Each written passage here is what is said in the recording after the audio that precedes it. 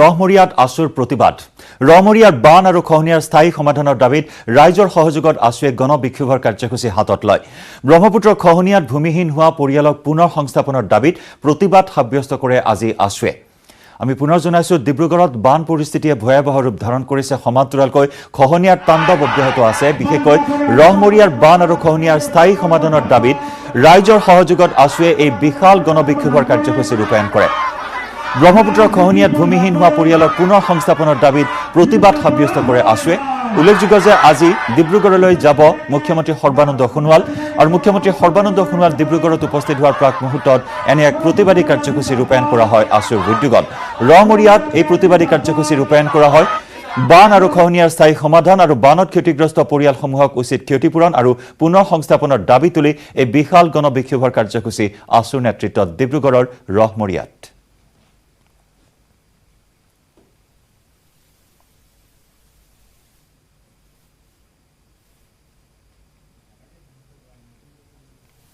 ৰহমৰিয়াবাসীৰ যি সমস্যা বান গৰাখহনীয়া আৰু বান গৰাখহনীয়াত বিধ্বস্ত লোকসকলৰ ভূমিহীন পৰিয়ালৰ পুনৰ সংস্থাপনৰ যি সেই সমস্যা আজি 20টা বছৰ অতিক্ৰম কৰিলে কিন্তু কোনো স্থায়ী সমাধান নোলালে চৰকাৰ ইখনৰ পিছত সিখন আহে সকলোৱে নিৰ্বাচনৰ আগত প্ৰতিশ্ৰুতি দিয়ে যে ইয়াৰ স্থায়ী সমাধান হ'ব বান গৰাখহনীয়াক ৰাষ্ট্ৰীয় সমস্যা হিচাপে ঘোষণা কৰা হ'ব কিন্তু তেওঁলোকে গাদীত বহাৰ লগে লগে তেওঁলোকে এতিয়া প্ৰতিশ্ৰুতিসমূহ পাহৰি যায় আৰু আজি মুখ্যমন্ত্ৰী সৰ্বানন্দ সোণোৱালে 5টা বছৰ অতিক্ৰম কৰিলে 5টা বছৰ অতিক্ৰম কৰিব হ'ল এতিয়া তেওঁলোকে নিৰ্বাচনৰ আগে আগে এই অঞ্চললৈ আহিছে আৰু তেওঁলোকে পুনৰ প্ৰতিশ্ৰুতি দিব যে বান গৰাখহনীয়াক ৰাষ্ট্ৰীয় সমস্যা হিচাপে ঘোষণা কৰা হ'ব আৰু এই ৰহমৰিয়া অঞ্চলৰ ভূমিহীন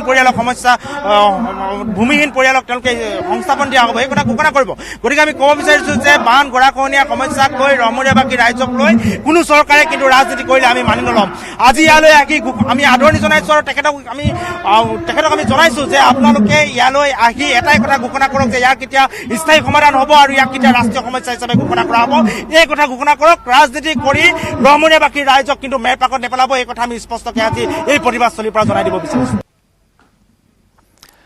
এবাৰ জনাওক কৰোনা ভাইৰাছৰ শেহতীয়া আপডেট ৰাজ্যত কৰোনা ভাইৰাছৰ ভয়াবহ ৰূপ অব্যাহত ৰাজ্যত কৰোনা আক্ৰান্তৰ সংখ্যা 16,806 গৰাকীলৈ বৃদ্ধি পাইছে দেওবাৰে কৰোনাত আক্ৰান্ত হৈছে মুঠ 735 গৰাকী লোক ইয়াৰে গুৱাহাটীত 400 গৰাকী কৰোনাত আক্ৰান্ত হৈছে আৰু মহানগৰীত অব্যাহত আছে গণসংক্ৰমণৰ ধাৰা মহানগৰীত এই পৰ্যন্ত 6,588 গৰাকী আক্ৰান্ত হৈছে কোভিড-19ত ৰাজ্যত এই পৰ্যন্ত 41 গৰাকী কৰোনা আক্ৰান্তৰ মৃত্যু হৈছে ইতিমধ্যে সুস্থ হৈ ঘৰলৈ উভতিছে 10,894 গৰাকী লোক ইতিমধ্যে কোভিড কেয়াৰ চেণ্টাৰসমূহত কোভিড টেষ্ট চলাই থকা হৈছে আৰু ধাৰাবাহিকভাৱে এই পৰিসংখ্যা বৃদ্ধি পোৱা পৰিলক্ষিত হৈছে গুৱাহাটী মহানগৰীত শেহতীয়াকৈ পুনৰ 400 গৰাকী লোক আক্ৰান্ত হৈছে কোভিড-19ত আৰু 6,588 গৰাকী গুৱাহাটীত আক্ৰান্ত হৈছে এই পৰ্যন্ত কোভিড-19ত ৰাজ্যত এই পৰ্যন্ত 41 গৰাকীৰ লোকৰ মৃত্যু হৈছে আৰু সুস্থ হৈ ঘৰলৈ উভতিছে 10,894 গৰাকী লোক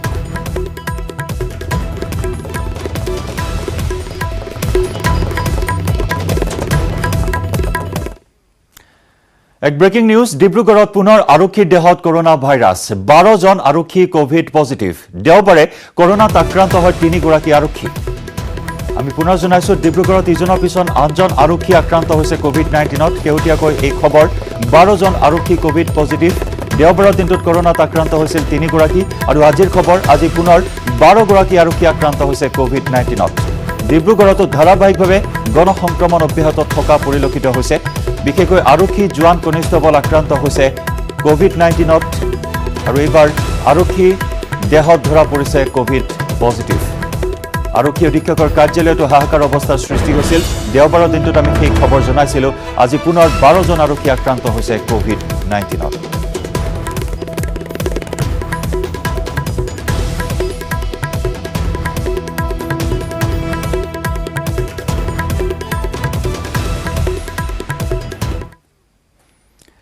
অসম গ্ৰামীণ বিকাশ বেংকত সোমাল কৰোনা বেংকটোৰ কেইবাটাও শাখাৰ কেইবাজনো কৰ্মচাৰী আক্ৰান্ত হৈছে কোভিড-19ত গুৱাহাটীৰ ভঙাগড়ত থকা মুখ্য কাৰ্যালয়ত থকা এজন কৰ্মচাৰী কোভিড পজিটিভ এই কৰ্মচাৰীজনৰ নাম হৈছে অমিত কুমাৰ গুৱাহাটীৰ উজান বজাৰ শাখাৰ 4জন কৰ্মচাৰী আক্ৰান্ত হৈছে কোভিড-19ত বিষয়া কৰ্মচাৰী কেইজন অভিজিত হাজৰিকা ৰাজদীপ ধৰ কৃষ্ণ শৰ্মা আৰু সফৰুদ্দিন আহমেদ আনহাতে উজান বজাৰ শাখাৰ চিফ মেনেজাৰ তুল্যধৰ চেতিয়াও কোভিড পজিটিভ 12 জুলাইৰ পুৱা চেতিয়াৰ হাস্পতালত মৃত্যু হৈছে আৰু এই মৃত্যু কিন্তু বৰ্তমান ৰহস্যৰ আৱৰ্তত সোমাই পৰিছে GMCHৰ মৰ্গত ৰখা হৈছিল তেওঁৰ মৃতদেহ। আনহাতে চেতিয়াৰ পত্নী গীতা চেতিয়াও COVID-19ত আক্ৰান্ত হৈছে আৰু সম্প্ৰতি গীতা চেতিয়া 6 মাইলৰ কোভিড হাস্পতালত চিকিৎসাধীন হৈ আছে। কিন্তু তুল্যধৰ চেতিয়া পেটৰ অসুখত মৃত্যু হোৱা বুলিহে প্ৰতিবেদনত প্ৰকাশ পাইছে। আৰু তেনে সময়তেই আমাৰ হাতত আহি পৰিছে এটা ফোন ক্লিপিং, এটা অডিঅ' ক্লিপ, য'ত তুল্যধৰ চেতিয়াই সতীৰ্থৰ আগত নিজে টেলিফোনিক বাৰ্তালাপত উল্লেখ কৰিছে যে তেওঁ কোভিড পজিটিভ। কিন্তু কিয় তেওঁক পেটৰ অসুখত আক্ৰান্ত হৈ মৃত্যু হোৱা বুলি প্ৰতিবেদনত প্ৰকাশ পালে সেয়া কিন্তু এতিয়াও ৰহস্যৰ আৱৰ্তত।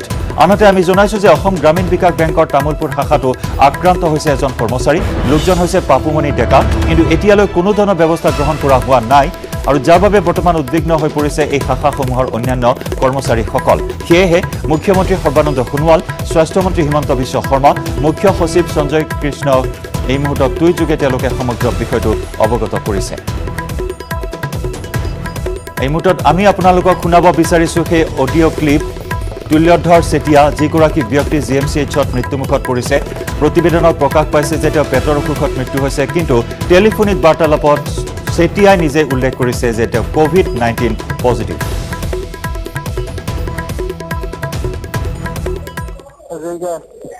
এতিয়া মই গুৱাহাটী মেডিকেলত ভৰ্তি হৈ আছো। আপোনাক মেডিকেলত নিলে নেকি? অকমান আৰাম পাইছেনে আগতকে? অক্সিজেন ল'বলগীয়া আছে। অক্সিজেন ল'বলগীয়া আছে। একো নাই, আপুনি চিন্তা নকৰিব। ট্ৰিটমেণ্ট আমাৰ ইয়াত ভাল ট্ৰিটমেণ্ট দেই। পজিটিভ ল'লে। হয়, গম পালো কথাটো। বৌ ক'ত আছে? খানাপাৰাত। হেৰি ঘৰত কোন আছে? ছোৱালীটোৰ লগত অকলে আছে। ল'ৰাটো? ল'ৰাটোতো বাহিৰত আছে। ল'ৰাটো বাহিৰত। সেই এতিয়া পুনৰ ৰিলেটিভ আছে নাই তাত ছোৱালীজনী? মাহীয়েকৰ আছে অলপ আঁতৰত। অলপ আঁতৰত আছে। আচ্ছা আচ্ছা, ঠিক আছে। আপুনি সোনকালে আৰোগ্য হ'ব, চিন্তা নকৰিব দেই। মেডিকেল নিলে যেতিয়া ভালেই হ'ল, আপোনাৰ ট্ৰিটমেণ্টখিনি ভাল, বেছি ভাল পাব এতিয়া দেই। কথা নাপাতো দিয়ক এতিয়া। আৰু এই সমগ্ৰ ঘটনা সন্দৰ্ভত অসম গ্ৰামীণ বিকাশ বেংকৰ ভঙাগড় শাখাৰ মেনেজাৰৰ মন্তব্য আগবঢ়াইছো।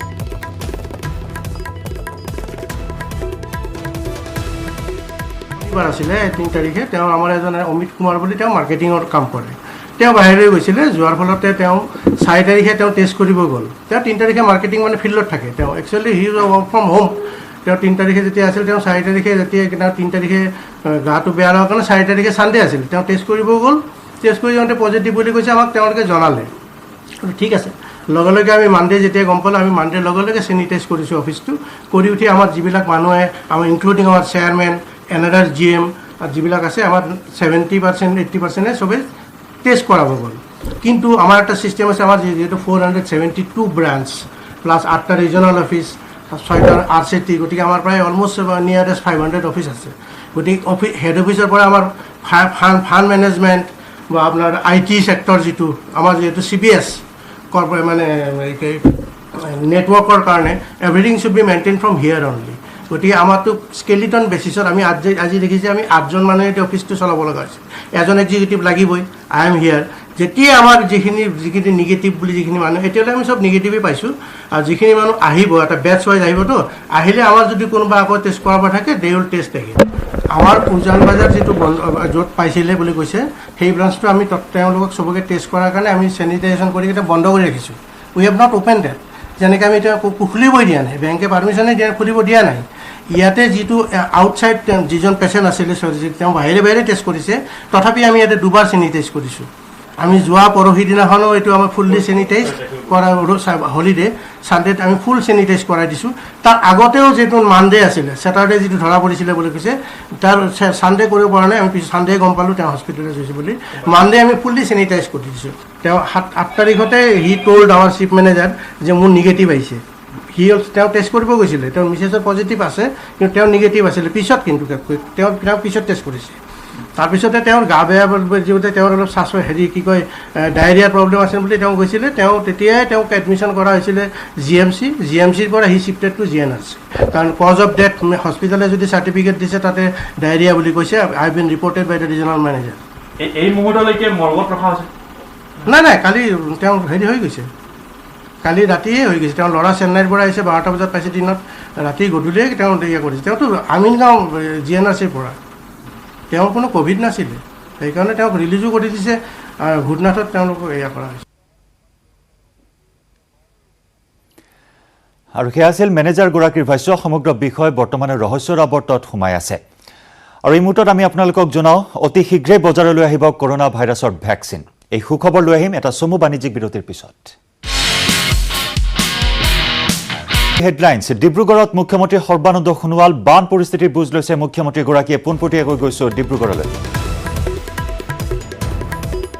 দি থকা সময়ত প্ৰথম, দ্বিতীয়, তৃতীয়, চতুৰ্থ পৰ্যায় লকডাউনৰ সময়ত আমাৰ বহুখিনি আমি নিয়ম নীতিৰ মাজেৰে ৰাজ্যখনৰ জনতাক কোভিড-19ৰ বিৰুদ্ধে যুঁজ দিয়াৰ নিমিত্তে আমি বিশেষভাৱে সজাগ সচেতন কৰি তুলিছিলোঁ। আৰু অসমৰ বৰাক ব্ৰহ্মপুত্ৰ পাহাৰ ভৈয়ামৰ এইখন বৃহত্তৰ অসমীয়া সমাজে কোভিড-19ৰ বিৰুদ্ধে শৃংখলাবদ্ধভাৱে যুঁজ দি আহিছে। আৰু আমাৰ লক্ষ্য যাতে এই সংক্ৰমণৰ পৰা প্ৰতিগৰাকী নাগৰিক যাতে নিৰাপত্তা পায় আৰু নিজকে নিৰোগী কৰি ৰাখিবলৈ সক্ষম হয়। ৰাজ্যখনৰ জনতাৰ বৃহত্তৰ স্বাৰ্থৰ প্ৰতি লক্ষ্য ৰাখি চৰকাৰে এই সন্দৰ্ভত বহুতখিনি নীতি নিয়মৰ মাজেৰে ৰাজ্যৰ প্ৰশাসন ব্যৱস্থাটো আগুৱাই নিব লগা হৈছে। ৰাজ্যখনৰ বিভিন্ন খণ্ডত কাম কাজবিলাকো আমি আগুৱাই নিব লগা হৈছে। গতিকে এই ৰহমৰীয়াৰ গৰাখহনীয়া যিটো সমস্যা, বহু দীৰ্ঘদিনীয়া সমস্যা, এই সমস্যাৰ স্থায়ী সমাধান বিচাৰি ৰহমৰীয়া অঞ্চলৰ সংগ্ৰামী ৰাইজে বহুদিন ধৰি দাবী দুবা কৰি আহিছে। আৰু আমি অসম চৰকাৰৰ তৰফৰ পৰা যোৱা ডিচেম্বৰ মাহত 3টাকৈ আঁচনি আমি অনুমোদন জনাইছিলোঁ 18 কোটি টকাৰ। আৰু স্থানীয় ৰাইজেও বৰ্তমান পৰিস্থিতিৰ প্ৰতি লক্ষ্য ৰাখি এই কাম তেখেতসকলে উচিত সময়ত কৰাটো তেখেতসকলে বিচাৰে। সেইবাবে সেই আঁচনিখনৰ কামো আৰম্ভ কৰাটো সম্ভৱ নহ'ল। আৰু এতিয়া মোক অভিযন্তাসকলে জনাইছে, বিভাগে জনাইছে যে আৰু ইয়াত আৰু 3টা আঁচনি যদি অনুমোদন জনোৱা যায় তেতিয়াহ'লে ৰহমৰীয়া ৰক্ষা পৰিব। ইয়াৰ বাবে 25 কোটি টকা ব্যয় হ'ব। পূৰ্বতে 18 কোটি টকা দিয়া হৈছিল। আৰু আজি মই ৰহমীয়া ৰাইজৰ বৃহত্তৰ স্বাৰ্থৰ প্ৰতি লক্ষ্য ৰাখি 25 কোটি টকাৰ মই অনুমোদন আজি ঘোষণা কৰিছোঁ। আৰু স্থানীয় ৰাইজৰ সহযোগত আগন্তুক দিনত এই আঁচনি কাম এই অঞ্চলত ৰূপায়ণ কৰা হ'ব। আৰু কাম যাতে উন্নত মানদণ্ডৰ হয়, সেই কামৰ দ্বাৰা যাতে ৰহমৰীয়াৰ পৰমশ্ৰদ্ধা ৰাইজ যাতে সুৰক্ষিত হৈ থাকিব পাৰে, খহনীয়াৰ সমস্যাৰ পৰা যাতে স্থায়ী পৰিত্ৰাণ পায়, ইয়াৰ প্ৰতি লক্ষ্য ৰাখি আগন্তুক দিনত অসম চৰকাৰৰ জলসম্পদ বিভাগে এই কামত আত্মনিয়োগ কৰিব। আৰু আপোনালোকে জানে যে এই বিষয়ত আমাৰ জলসম্পদ বিভাগৰ মন্ত্ৰী কেশৱ মহন্ত ডাঙৰীয়াৰ বিশেষ তেখেতসকলে তৎপৰতা গ্ৰহণ কৰিছে। আৰু স্থানীয় বিধায়ক আৰু আমাৰ সাংসদ, বিশেষকৈ কেন্দ্ৰীয় মন্ত্ৰী ৰামেশ্বৰ তেলী ডাঙৰীয়া আৰু স্থানীয় বিধায়ক ঋতুপৰ্ণ বৰুৱা ডাঙৰীয়াও এই বিষয়টো নেৰানেপেৰাকৈ লাগি আছে। গতিকে সকলো ৰাইজৰ সহযোগত সম্ভৱ হয়। গতিকে সেইবাবে ৰহমৰীয়া সংগ্ৰামী ৰাইজৰ প্ৰতি মই পুনৰ শ্ৰদ্ধা জনাইছোঁ। আপোনালোকে ইমান দুৰ্যোগৰ মাজতো যিখিনি সহিষ্ণুতা অটুট ৰাখিছে আৰু এই ক্ষেত্ৰত এই খহনীয়াৰ পৰা পৰিত্ৰাণ পাবৰ বাবে যিখিনি আপোনালোকে গণতান্ত্ৰিকভাৱে সংগ্ৰাম চলাই আহিছে, তাৰ বাবে মই আপোনালোকক ধন্যবাদ জনাইছোঁ। আৰু আগন্তুক দিনত অসম চৰকাৰে দায়বদ্ধতাৰে এই অঞ্চলৰ ৰাইজৰ নিৰাপত্তাৰ বাবে এই অঞ্চলৰ খহনীয়া ৰোধ কৰিবৰ বাবে কাম কৰি যাব।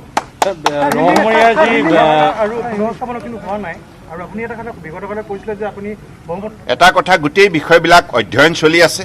কাৰণ আপোনালোকেও জানে যে এইটো এটা সৰু কাম নহয়, এইটো এটা হিমালয় সদৃশ এটা অত্যন্ত ডাঙৰ কাম হ'ব।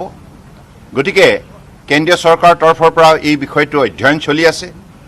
আৰু ইতিমধ্যে আপোনালোকে জানে বৰাক নদীৰ খনন কাৰ্য সম্পূৰ্ণ হৈছে আৰু ব্ৰহ্মপুত্ৰ মহাবাহু বৰাক নদীতকৈ বহুত ডাঙৰ ইয়াত বহুত প্ৰত্যাহ্বান আছে আৰু ইয়াৰ প্ৰায় 121খন উপনদী আছে এই উপনদীসমূহ কেইখনমান অৰুণাচল প্ৰদেশৰ পৰা কেইখনমান মণিপুৰৰ পৰা কেইখনমান মিজোৰামৰ পৰা কেইখনমান মেঘালয়ৰ পৰা আৰু কেইখনমান ভূটানৰ পৰা গতিকে নাগালেণ্ডৰ পৰাও আছে গতিকে চুবুৰীয়া ৰাজ্য আৰু আমাৰ চুবুৰীয়া বিদেশী ৰাষ্ট্ৰৰ পৰাও বিভিন্ন নদীয়ে ব্ৰহ্মপুত্ৰলৈ পানী কঢ়িয়াই আনে গতিকে ব্ৰহ্মপুত্ৰৰ প্ৰত্যাহ্বান বহুত বেছি গতিকে আগন্তুক দিনত এই বিষয়টো কেন্দ্ৰীয় ৰাজ্য চৰকাৰে নিষ্ঠাৰে আগুৱাই নিয়াৰ বাবে সংকল্পবদ্ধ আৰু ড্ৰেজাৰৰ ইতিমধ্যে অৰ্ডাৰ দিয়া হৈছে আমাৰ সেইখন অত্যাধুনিক ড্ৰেজাৰ আহি পোৱাৰ লগে লগে আমি নিশ্চিতভাৱে এই কাম আৰম্ভ কৰিব পাৰিম আৰু কিবা আৰু প্ৰশ্ন আছে স্থানীয় যি ৰহমৰীয়া কুণ্ডাটা থানা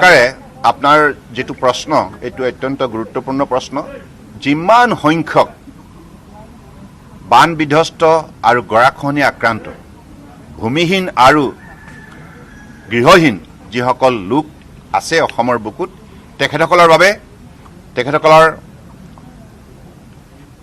সংস্থাপনৰ বাবে ৰাজ্য চৰকাৰৰ তৰফৰ পৰা পুনৰ সংস্থাপনৰ বাবে ৰাজ্য চৰকাৰৰ তৰফৰ পৰা আমি কম দিনৰ ভিতৰতে এটি নীতি গ্ৰহণ কৰিম আৰু সেই নীতিৰ আধাৰত আগন্তুক দিনত ক্ষতিগ্ৰস্ত ৰাইজক পুনৰ সংস্থাপনৰ ব্যৱস্থা কৰা হ'ব सर अभी आज जो बाढ़ का परिदर्शन करने ऐसा करेंगे और दूसरा नंबर चीज कि यहाँ के जो लोग गृहहीन होंगे उनके लिए क्या योजना ली जा रही है सर हमारे रहमरिया की जो परम आदरणीय लोग हैं सब लोगों ने पिछले कई सालों से ब्रह्मपुत्र की जो भू कटाव का समस्या है इस समस्या की हाल के सिलसिले में मांग उठाते आ रहा है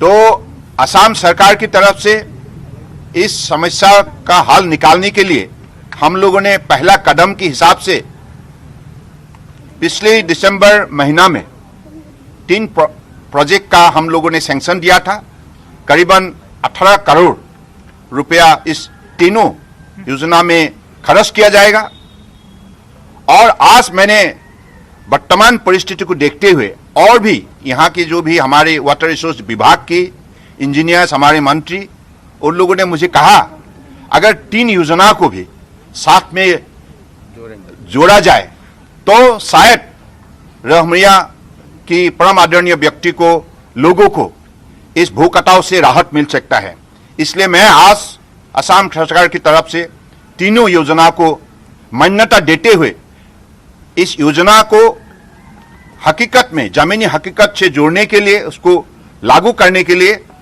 25 करोड़ रुपया असम सरकार की तरफ से खर्च किया जाएगा सर राष्ट्रीय आपदा की ये मांग कर रहे हैं बहुत सालों से जो पहले कांग्रेस सरकार थी उस वक्त भी इन लोग मांग कर रहे थे कि इसको राष्ट्रीय आपदा घोषित कर ये तो राष्ट्रीय आपदा है इसलिए परम आदरणीय प्रधानमंत्री जी ने नीति आयोग का हमारे उपाध्यक्ष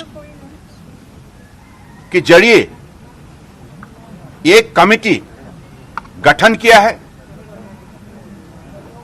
और इस कमेटी में हमारे पड़ोसी जो भी राज्य है सभी राज्यों से एक एक सदस्य को लिया गया है North East water management authority के नाम से इस कमेटी को अगले दिनों में ब्रह्मपुत्र और इनको उपनदी जो है बाढ़ भू कटाव समस्या का स्थायी हल निकालने के लिए डिटेल प्रोजेक्ट रिपोर्ट बनाने के लिए जिम्मेदारी सौंपा गया है सर बागजान में जो आग लगी हुई है वो अभी भी नहीं बुझा है तो उसको लेके बुझाने के लिए ऑयल इंडिया के और ओएनजीसी के और दुनिया के अमेरिकन कैनेडियन लाइक सिंगापुर के एक्सपर्ट लगे हुए हैं सुबह शाम वर्तमान बाढ़ की स्थिति के वजह से ये काम आगे बढ़ाने के लिए दिक्कत हो रहा है लेकिन उन्होंने लक्ष्य तय किया है कि अगले कम दिनों के अंदर इस आग को बुझाया जाएगा और बागजान की परम आदरणीय समाज को इस समस्या से राहत दिया जाएगा কৃষক নেতা অখিল গগৈ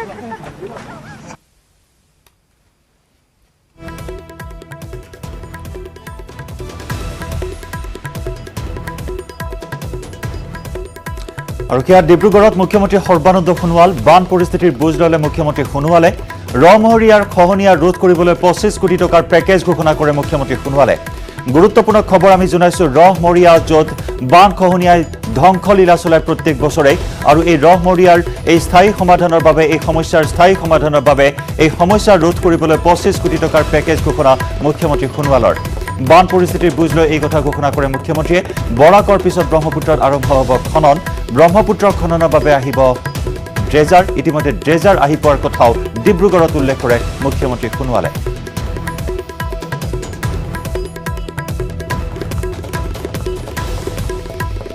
আৰু আজি ৰহমৰীয়াত আছুৱে সাব্যস্ত কৰে তীব্ৰ প্ৰতিবাদী কাৰ্যসূচী ৰহমৰীয়াৰ গৰাখহনীয়াৰ সমস্যা প্ৰতিৰোধ কৰিবলৈ দাবী জনাই প্ৰতিবাদী কাৰ্যসূচী ৰূপায়ণ কৰে আৰু আনহাতে খহনীয়াগ্ৰস্ত বানত ক্ষতিগ্ৰস্ত লোকসকলক ক্ষতিপূৰণ বা পুনৰ সংস্থাপনৰ দাবী তুলি আছুৰ উদ্যোগত বিশাল গণ প্ৰতিবাদী কাৰ্যসূচী ৰূপায়ণ কৰা হয় আৰু তেনে সময়তে মুখ্যমন্ত্ৰী উপস্থিত হয় ডিব্ৰুগড়ৰ ৰহমৰীয়াত উপস্থিত হৈ বান পৰিস্থিতিৰ বুজ লৈ সংবাদ মাধ্যমৰ সন্মুখত ৰহমৰীয়াৰ খহনীয়া সমাধান কৰিবৰ বাবে এই সমস্যাৰ সমাধানৰ বাবে 25 লাখ টকাৰ পেকেজৰ কথা ঘোষণা কৰে মুখ্যমন্ত্ৰী সোণোৱালে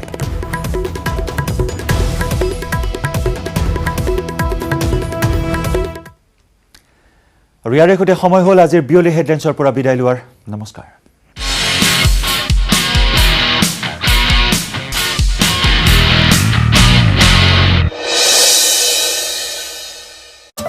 সময় যে বেয়া এই